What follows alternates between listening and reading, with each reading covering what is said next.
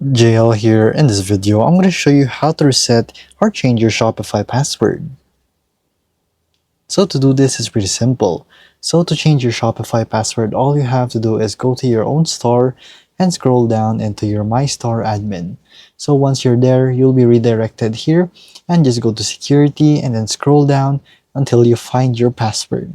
So here you can change your password, but first you will have to confirm your password to change your password, of course.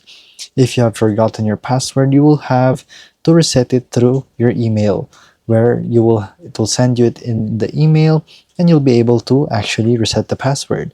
So you can also add your secondary email right here, and you can even turn on your two-step authentication if you have to. So once you have done that, you'll be able to enter your email and password and then complete the second step to prove that it's you logging in rather than random people from random computers, where they will have to use a verification code or security key to confirm the login.